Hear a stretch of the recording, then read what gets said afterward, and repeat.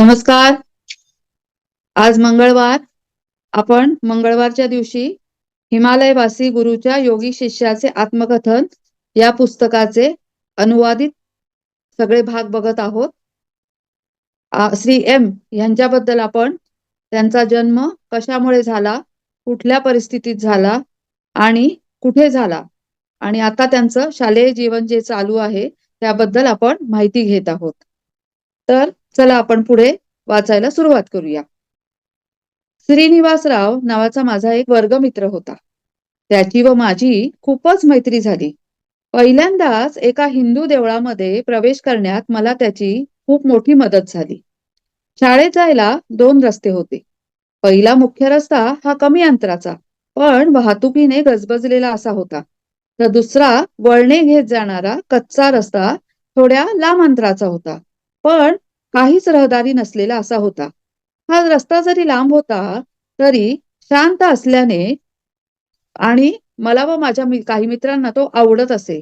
रमत गमत गप्पा मारत दगड मारून कैऱ्या पाडत आणि जीवनातील नवीन नवीन अनुभवाविषयी आमची उत्सुकता भागवत आम्ही चालत असू. याच रस्त्यावर चढ संपून पुढे उजवीकडे वळले की सुब्रमण्यम स्वामींचे मंदिर होते. केरळू पद्धतीचे कौलारू छप्पर असलेले ते मंदिर एका छोट्याशा टेकाडावर होते. देवळाच्या बाजूला हिरवेगार पाणी असलेले, चारही बाजूनी पाण्यापर्यंत जाणाऱ्या खडबडीत ग्रेनाईटच्या पायऱ्या असलेले एक मोठे तळे होते. भाविक लोक या तळ्यात आंघोळ करत. तळ्याजवळच एक लहानसे कौलारू घर होते. त्या घरात देवळाचा पुजारी सहकुटुंब राहत असे. श्रीनिवास हा त्या पुजाऱ्याचा मुलगा होता. त्याला एक सुंदर बहीण पण होती. पुजारीराव हे कर्नाटक मधले तुळू ब्राह्मण होते. तुळू लोक जी भाषा बोलतात तिची स्वतंत्र वेगळी लिपी नसून कर्नाटकच्या कन्नड भाषेची लिपीच ते वापरत. त्यांच्या समाजातील ब्राह्मणांना केरळमध्ये पोतीस नावाने ओळखले जात असे. त्यांच्या उत्तम कौशल्यामुळेच शाकाहारी हॉटेलचे पर्यायी नाव पोती हॉटेल असे त्या काळी प्रचलित होते. एकदा श्रीनिवास आणि मी शाळेतून घरी परत असताना मला त्याने घरी चल म्हणून म्हटले. त्याच्या आवारात मोर होते. तुला मोर बघायला मिळतील, तो म्हणाला. मी त्याच्याबरोबर आवारात आत शिरलो. बाग अतिशय सुरेख फुलांनी फुललेली होती. हिरवेगार पाणी असलेले तळे फारच सुंदर दिसत होते. खरोखरच तिथे चमकदार पिसारा असलेले मोर होते. काही मोर झाडांच्या फांद्यावर बसलेले होते तर काही हिरवळीत चालत होते आणि काही चोचीने खाद्य टिपत होते. एक मोर तर आपला रंगबिरंगी पिसारा फुलवून नाचत होता. श्रीनिवासचे वडील घरातून बाहेर आले. मजबूत अंगाने, गोरेपान, उघड्या छातीवर रुळणारे जानवे आणि खाली रेशमी सोवळे नेसलेले. काळ्या व लांब केसाची वेणी मानेवर पडलेली होती. त्यांच्या चेहऱ्याचा डोळ्यात भरणारा मुख्य भाग म्हणजे गरुडाच्या चोचीसारखे लांब आणि धारदार नाक. ज्युलियस सीझरचे नाक असे होते म्हणतात हा. एखाद्या हुकुमशहासारखे त्यांचे डोळे करारी वाटत होते. खरे म्हणजे मी थोडा घाबरलोच होतो. श्रीनिवासनने तुळूमध्ये त्यांना काहीतरी सांगितले. त्यातले मला माझे नाव फक्त समजले. माझ्याकडे बारकाईने बघत ते म्हणाले, मुसलमान ना? असे ते पुटपुटले. मी हो म्हटलं. ते म्हणाले, तुला मोर आवडतात का रे? मी हो म्हटलं. ते म्हणतात, मोर हे सुब्रमण्यम देवाचे वाहन आहे. मोरावर बसून तो खूप वेगात उडू शकतो. आता इथे सुब्रमण्यम देव म्हणजे कार्तिकेय स्वामी आहेत, जे गणपतीचे भाऊ आहेत आणि आपण त्यांना इकडे आपल्याकडे कार्तिकेय स्वामी म्हणतो. दक्षिणेमध्ये त्यांना सुब्रमण्यम स्वामी म्हणतात. तुम्ही त्याला तसे उडताना पाहिले का म्हणून तर मी त्यांना विचारले. तर ते म्हणाले, सगळ्यांनाच ते काही दिसू शकणार नाहीये. काही चांगले आणि पवित्र लोक असतात ना, तेच फक्त त्या सुब्रमण्यम स्वामींना पाहू शकतात. आम्ही केवळ देवळातील त्याच्या मूर्तीचीच पूजा करतो असं ते म्हणतात. ती मूर्ती मला पाहता येईल? मी विचारले. आता त्यांच्या चेहऱ्यावरचे भाव बदलले. ते थोडे गंभीर झाले. मला असे वाटले की बहुतेक ते आता नाही म्हणतील. थोडे थांबून एक सुस्कारा सोडून ते म्हणाले, चल मी तिकडेच चाललो आहे. पण एक गोष्ट हा, गाभाऱ्यात आत येऊ नकोस. दारात बाहेर राहून काय बघायचं आहे ते बघ. माझ्याशिवाय दुसऱ्या कोणालाही गाभाऱ्यात जाता येत नाही. ठीक आहे ना? श्रीनिवास घरात गेला. मी त्याच्या वडिलांसोबत देवळाकडे निघालो. म्हणून पूर्वी मुसलमानांना किंवा पूर्वी कशाला आताही मुसलमान आणि ख्रिश्चन लोकांना आपल्या हिंदू धर्माच्या देवळामध्ये प्रवेश नाहीये. तेव्हा पण तो होता. पण इथे जे लेखक आहेत आपले, की जे आपल्याला आपलं आत्मचरित्र सांगतायत, त्यांनी सांगितलं, की श्रीनिवासच्या वडिलांनी मला सुब्रमण्यम स्वामीच्या देवळामध्ये आतमध्ये हे केलेलं आहे, बोलवलेलं आहे म्हणून. आणि मग मी सभामंडपात उभा राहिले. ते आत गाभाऱ्यात नाहीसे झाले. नंतर त्यांनी जाडजूड असे गाभाऱ्याचे दार सताड उघडले. मी जेथे उभा होतो ना, तेथून देवाची लहानशी मूर्ती मला दिसली. तिच्या दोन्ही बाजूंना एक अशा 2 आणखी लहान मूर्ती होत्या. आतल्या अंधाराला माझे डोळे सरावताच मोरावर आरूढ झालेल्या सुब्रमण्यम देवाचा तरुण आणि गोंडस चेहरा मला दिसू लागला. एका हातात भाल्यासारखे काहीतरी शस्त्र होते व दुसरा हात आशीर्वाद देण्यासाठीच मला उचललेला होता. बाजूच्या लहान मूर्ती 2 सुंदर देवतेंच्या होत्या. खरे म्हणजे माझ्या कल्पनेत दाढीवाला, तोंडातून आगीचे लोळ सोडणारा आणि दुर्मुखलेला असा चेहरा होता. पण प्रत्यक्षात सुब्रमण्यम देवाचा चेहरा गुळगुळीत दाढी केलेलाच होता आणि फार प्रसन्न वाटत होता. याचा मला अतिशय आनंद झाला. याच्या हातामध्ये शस्त्र कोणते आहे? समस्त मानवजातीच्या रक्षणासाठी घेतलेले तो एक परशू आहे, ते म्हणाले. मी विचारले, बाजूला त्या 2 बायका आहेत, त्या कोण आहेत? त्या याच्या पत्नी आहेत. ते थोडे त्यांच्या डोळ्यात मग चेष्टेचे भाव दिसले. म्हणाले, मुसलमानांप्रमाणेच आमच्या देवांच्याही बऱ्याच बायका असतात.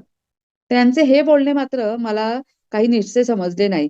कारण मला मुळात हेच माहिती नव्हते, की मुसलमान लोक एकापेक्षा जास्त लग्ने करतात. जाऊ दे, म्हणून मी सोडून दे. त्यांनी प्रसाद म्हणून दिलेले केळे मी खाऊ लागलो. त्यांनी कसलेसे भस्म मला दिले, पण त्याचे काय करावे हे मला काही समजेना. ते तू खाल्लेस तरी चालेल, कारण मुसलमानात ते कपाळाला लावत नाहीत, ते म्हणाले. मग ती मी चिमूटभर राख तोंडात टाकून मोकळा झालो. बाहेर येऊन पाहतो तो काय, हातात कॉफीचा मग घेऊन श्रीनिवास उभा दिसला. आईने खास तुझ्यासाठी तयार केली आहे. त्या तळ्याकाठी उभे राहून ती दाक्षिणात्य पद्धतीची मस्त कॉफी आम्ही घेतली व श्रीनिवासच्या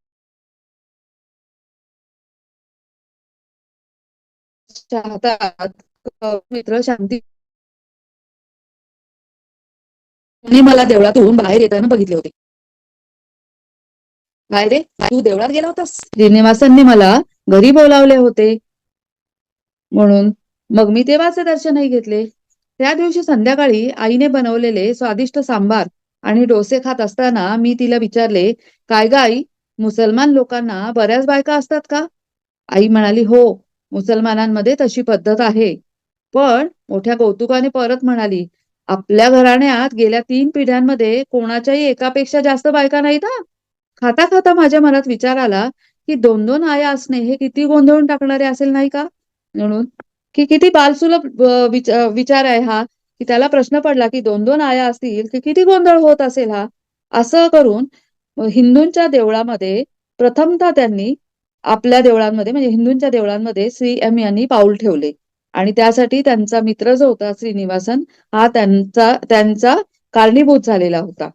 आता ही सगळी तयारी जी आहे ना त्यांच्या आयुष्यात घडत आहे, ती त्यांची हिमालयात जाण्याच्या तयारीची आहे, की पूर्व त्यांची बैठक खूप चांगली असल्यामुळे या जन्मात प्रत्येक वेळी त्यांच्या आयुष्यामध्ये अशी एवढी उत्तम लोक येत आहेत, की ती त्यांना मार्गदर्शक ठरत आहेत. प्रत्येक जण त्यांना मार्गदर्शन करून त्यांच्या आध्यात्मिक प्रगतीच्या वाटेवर त्यांना मदत करत आहे. आता मित्रहो, हिमालयाच्या शिखरांवर तुम्हाला घेऊन जाण्यासाठी जरी मी खूप उत्सुक असलो ना, तरी माझ्या तयारीच्या दिवसांच्या पायथ्याशी अजून थोडा वेळ रेंगाळणे मला आवश्यक वाटते. याचे कारण का माहितीये का? तर माझ्या हिमालय मोहिमेच्या दृष्टीने ती फार महत्वाची अशी वर्ष होती. मॉडेल हायस्कूलमध्ये माझे दिवस अगदी उत्तम व आनंदात जात होते. स्वतःला वाहून घेणाऱ्या व अनुभवी अशा शिक्षकांमुळे माझी शैक्षणिक वाटचाल अतिशय उत्तम चालू होती. पण निरनिराळ्या कलांमध्ये आणि खेळांमध्येच मला जास्त रस वाटत असे. चित्रकला, रंगकाम, सुतारकाम यामध्ये विशेष प्रगती केलेली अशी आमची काही मुलं होती. अगदी आज सुद्धा चित्र काढून रंगवणे हा माझा आवडीचा छंद आहे. फुटबॉल व हॉकीचे सामने तर धमालच असायची. स्वतःला खूप खणखर समजणारी आमच्यापैकी काही मुले वाळूमध्ये कबड्डी खेळत असत म्हणून. पकडून ठेवणे, ढकलणे, ओढणे यासारख्या शारीरिक क्षमतेचा भाग कबड्डीत जास्त असल्याने कलारी आणि जुजुत्सूमध्ये पारंग असलेल्या माझ्या वडिलांकडून शिकून घेतलेली काही तंत्रे व युक्त्यांचे खेळात प्रदर्शन करण्यात मला फार मजा यायची. अशा काही युक्त्या आहेत, की त्यांचा वापर करून तुमच्यापेक्षा दुप्पट आकाराच्या एखाद्या टगाला तुम्ही पाडू शकता किंवा पकडून ठेवू शकता. माझ्या या मारामारीतील कौशल्यामुळे व त्रास देणाऱ्यांपासून दुबळ्या मुलांना वाचवण्याकडेच माझा एकंदरीत कल असल्यामुळे चांगली व अशाच विचारांची मुले माझ्याभोवती जमाला होऊ लागली होती.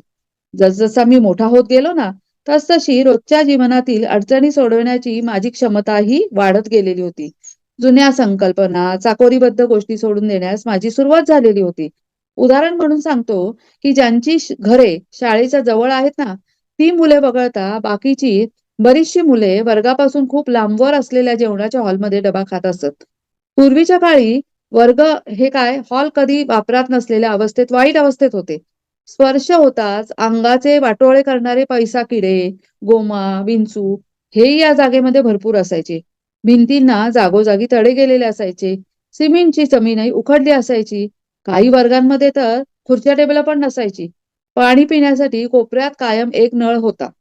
शिक्षकांची करडी नजर मागे नसल्यामुळे ही जेवणाची सुट्टी मात्र आमच्या दृष्टीने एक साहसपूर्ण पर्वणीच होती. मी चांगले धष्टपुष्ट हुशार व्हावे या विचाराने भेजा मसाला, तळलेली लिव्हर का किडनी, तळलेले मासे, आमलेट वगैरे कित्येक पदार्थ भरपूर प्रमाणात माझी आई डब्यात भरून देत असे. आणि उत्तम पोषणाचा मांसाहार व मासे यांना दुसरा पर्याय नाही, अशी तिची समजूत झालेली होती. ज्यांचे पूर्वज तामिळनाडूमधून पालघाट जवळच्या भागात येऊन नंतर केरळमधील वेगवेगळ्या ठिकाणी स्थायिक झाले ना, अशा पालघाट अय्यर समाजातील कित्येक मुले माझी मित्र होती. आणि प्रखर बुद्धिमत्ता आणि चातुर्य याबद्दल ख्याती असलेले हे ब्राह्मण वेगवेगळ्या क्षेत्रांमध्ये मोठमोठ्या हुद्द्यांवर कामाला होते. पण त्याचबरोबर हेही खरे आहे, की ज्या जागी ते स्थायिक झाले त्या ठिकाणच्या संस्कृतीमध्ये त्यांनी आपली संस्कृती अशी काही मिसळली, की घरात ते शुद्ध तामिळ भाषेत बोलत, ती सुद्धा कित्येकदा मल्याळम भाषेसारखी वाटत. शंकर नारायणन, अनंत नारायणन, विश्वनाथ अय्यर, कृष्णमणी व इतर काही जणांचा जो समुदाय होता, त्यात त्यांनी मलाही सामावून घेतले होते. जेवणाचे डबे घेऊन आम्ही एकत्र बसू व गप्पा गोष्टी, गमती-जमती करत आम्ही जेवत असू. माझ्या डब्यातून येणाऱ्या जोरदार मसालेदार वासांमुळे मित्रांपैकी कोणी ना कोणीतरी माझ्या डब्यात नेहमी वाकून पाहत असे. आत काय आहे हे मी सांगत असे ना, तेव्हा त्यांचा हात मागे जात असे. पण हा त्यांचा चांगुलपणा आहे, की माझ्याबद्दल त्यांच्या मनात कोणतीही आडी नसे. आम्ही जेवढे जिगरी दोस्त होतो ना आणि त्यांचे जेवण जरी साधेसुधे असायचे, तरी आम्ही एकत्र जेवायला बसायचो. एका गोष्टीचे मला नेहमी आश्चर्य वाटायचे, की त्यांच्या डब्यांमध्ये कायम दही-भात, लोणचे किंवा कधी भाजी असे शुद्ध शाकाहारीच पदार्थ असायचे. रोजच्या रोज साधे शाकाहारी जेवण असूनही वार्षिक परीक्षेचा निकाल जेव्हा लागत असे ना, तेव्हा गणित, शास्त्र या विषयांमध्ये या मुलांना एकदम चांगले मार्क पडलेले असत. आणि याउलट मी व माझा मित्र सिद्दीकी असे जेमतेम आम्ही काठावर पास व्हायचो. एके दिवशी माझी आई सकाळी माझा जेवणाचा डबा भरत होती. भात, मच्छी, करी, तळलेले माशाचे भरपूर तुकडे अगदी तिने डब्यात काठोकाठ भरले होते. आईला मी म्हणालो, "आई, आहाराबद्दलच्या तुझ्या ज्या काही कल्पना आहेत ना, त्या अगदी खुळचट आहेत. मांस-मटण खाऊन जेवढी बुद्धी वाढते ना, तेवढी दही-भात, लोणचे खाऊनही वाढते." तिला मात्र ते काही पटलं नाही. मी आणखी वाद घालू लागलो, तेव्हा आपले पश्तून पूर्वज मांस खाल्ल्यामुळे कसे धड धाकट होते, असे ती मला सांगायला लागली. मला मात्र ते काही पटले नाही. तेव्हापासून आहाराविषयीच्या माझ्या कल्पना बदलण्यास सुरुवात झाली. योग्य पोषण होणे गरजेचे आहे, पण शाकाहारी अन्न सुद्धा ते व्यवस्थितपणे पार करू शकते.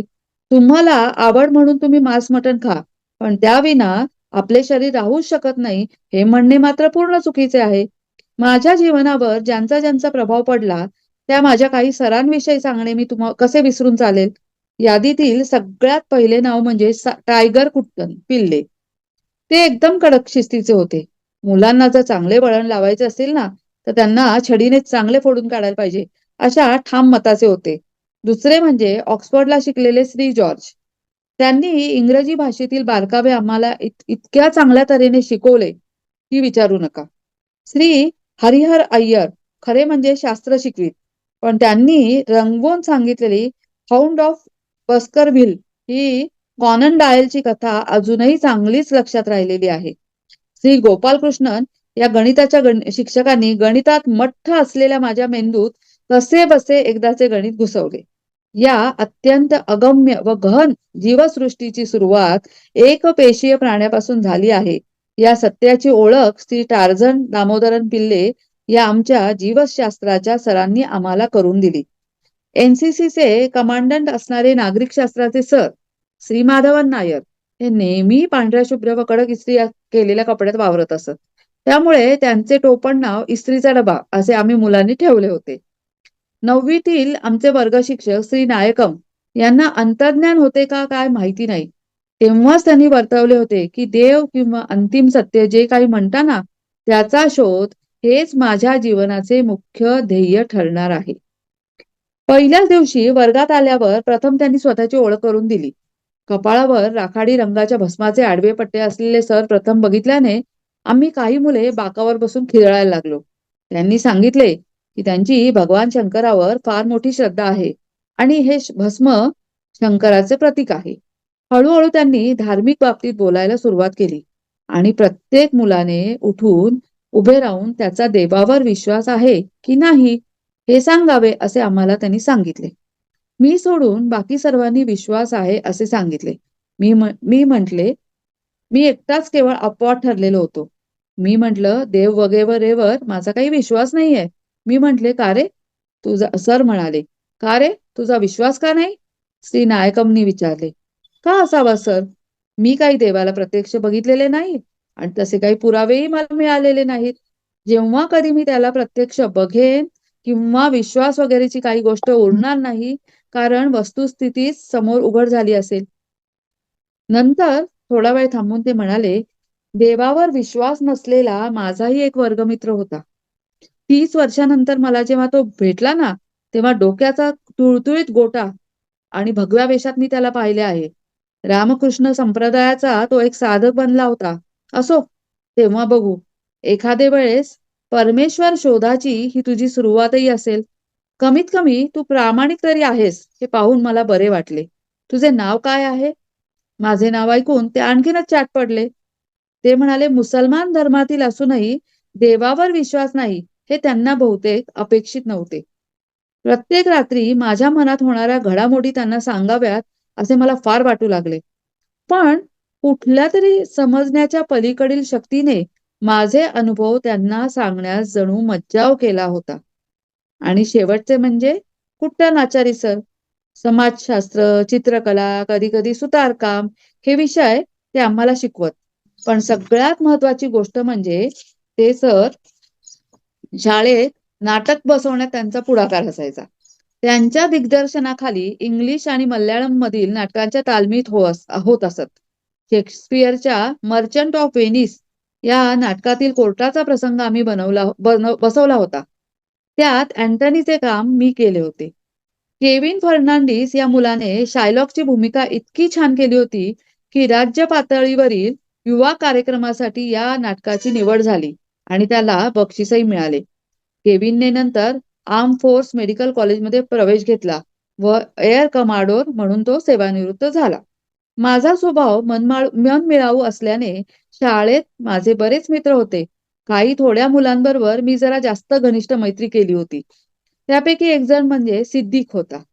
तो गुजराती मेमन होता व त्याच्या पूर्वजांचे पोरबंदर हे मूळ गाव होते. त्रिवेंद्रमला चलाई बाजारात अब्दुल्ला इब्राहिम या त्याच्या आजोबांचे ठोक कापडाचे विक्रीचे दुकान होते. छातीवर रुळणारी पांढरी दाढी व करडी नजर यामुळे ओल्ड टेस्टामेंट मधील एखाद्या साधू पुरुषासारखे ते दिसत असत. सिद्दीक हा एक अशक्त, लुकडा व नाजूक प्रकृतीचा मुलगा होता. कुठल्याशा एका आजारात एका डोळ्याने तो जवळजवळ अंधळाच होण्याच्या मार्गावर होता. शाळेतील टग्या मुलांपासून त्याचे रक्षण करायचे या एकाच उद्देशामुळे मी त्याचा घनिष्ठ मित्र झालो होतो. त्याचे घर माझ्या घरापासून जवळच होते. घरात आई-वडील, मोठी बहीण. वरचेवर मी त्याच्या घरी जात असे. त्याच्या आईशी माझे मोठ्या प्रेमाचे असे नाते जुळले होते. ती मला नेहमी काही ना काहीतरी खायला देत असे. माझ्या मनातील घडामोडींविषयी जरी मी तिला काही बोललो नव्हतो ना, तरी का कोण जाणे तिला जाणवले आहे असे मला वाटायचे. ती बऱ्याचदा मला सुफी संतांच्या आणि वैद्यांच्या मंत्रमुग्ध करणाऱ्या गोष्टी सांगत असे. सिद्दीक बऱ्याचदा सुट्टीमध्ये मुंबईला जात असे. मग परत आला ना, की मुंबईच्या अद्भुत गोष्टी सांगत असे. आम्हाला उपलब्ध नसलेल्या मुंबईतील इतर काही गोष्टी सुद्धा तो इतकं छान वर्णन करून सांगायचा, की त्याच्या परत येण्याची मी मोठ्या आतुरतेने वाट बघत असे. हिंदी सिनेमातील नटनट्या, प्रसिद्ध ताजमहाल, गेटवे ऑफ इंडिया हे त्याचे आवडते विषय होते. मी व माझा मित्र अनंत नारायण याला आमच्या तारुण्यसुलभ वयामुळे या सर्व गोष्टी उत्तेजक अशा वाटायच्या. आणखी एक उल्लेखनीय गोष्ट होती. आम्हा दोघांनाही इडली सांबार फार आवडत असे. ते तयार करण्यात माझी आई चांगलीच तरबेज झालेली होती. पण अनंत नारायणांच्या आईच्या हातच्या इडली सांबाराची लज्जत काही औरच होती. स्वतः कर्मठ ब्राह्मण असूनही तिच्या मुलाच्या आम्हा दोघा मुस्लिम मित्रांना ती नेहमी घरी बोलावून आम्हाला पोटभर खाऊ घालत असे. वर स्टीलच्या मोठ्या कप्पामध्ये फिल्टर कॉफी पण देत असे. श्री विश्वनाथन अय्यर यांचा मुलगा अनंत नारायणम याचाही मुंबईशी संबंध आलेला होता. LIC मध्ये नोकरी करत असताना त्याच्या वडिलांची मुंबईला बदली झाली होती.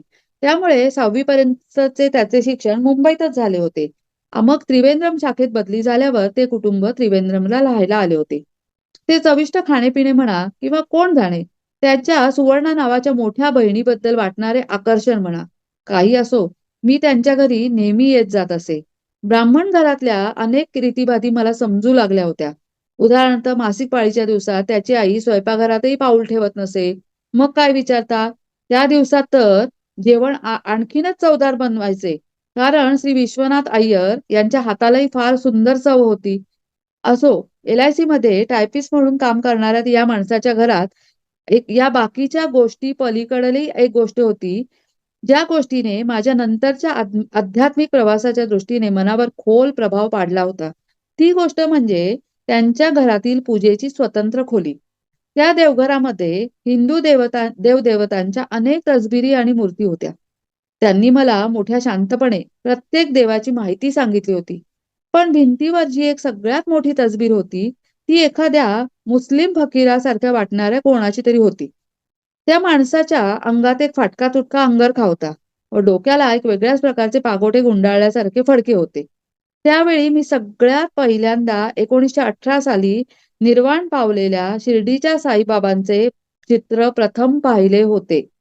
या ब्राह्मण घरांमध्ये इतर देवतांप्रमाणेच या फकीराची पूजा सुद्धा मोठ्या भक्तिभावाने होत आहे, हे मी प्रथमच पाहत होतो. घंटा वाजवत, निरांजन ओवाळत ते या फकीराची आरती करत. गुरुवार हा साईबाबांचा दिवस. या दिवशी मीही त्या आरतीत सामील होत असे. त्या काळात हे प्रभू हे साईनाथ हे माझे सगळ्यात लाडके भजन मी लिहिले होते. श्री विश्वनाथ अय्यर यांनी त्यांच्याबद्दल मला थोडक्यात माहिती दिली व ते देवाचाच अवतार असल्याचे मला सांगितले. ते सर्व ऐकून मी फार थक्क झालो होतो. एका रात्री मी ध्यानस्थ बसलो असता माझ्या हृदयात जाणवणाऱ्या प्रकाशामध्ये मला शिर्डीच्या साईबाबांचे दर्शन झाले. नंतर त्यांच्या जागी पूर्वी फणसाच्या झाडाखाली ज्या अनोळखी योगी पुरुषास मी भेटलो होतो, तो दिसू लागला. अर्थातच हे मी कोणालाही सांगत असल्यामुळे कोणास माहिती नव्हते. माझ्यातच व शिर्डीच्या साईबाबांमध्ये काय दुवा होता? मी शिर्डीला प्रथम केव्हा गेलो आणि कसा गेलो या सर्व हकीकतींना योग्य वेळी मी तुम्हाला सांगेनच. केरळमध्ये त्रिचूर येथील गुरुवायूर कृष्ण मंदिरात मी जाऊ शकलो. यामध्ये यामागे श्री विश्वनाथ अय्यर यांची मदतच मला कारणीभूत ठरलेली होती. मैत्रिणींनो, आज हे 2 अध्याय आपले पूर्ण झालेले आहेत. वेळेचं बंधन असल्यामुळे आज आपण इथेच थांबत आहोत. पुढच्या मंगळवारी श्री M यांची जीवनामध्ये अजून पुढे काय झालं ते सांगण्यासाठी राहूया. धन्यवाद, धन्यवाद, धन्यवाद. Thank you ma'am. तुम्ही प्रवास करून आले तरी स्वाध्याय घेतला. खूप खूप नाही, नाही. धन्यवाद. कोणाला काही प्रश्न आहे का किंवा काही विचारायचं ना आम्हाला?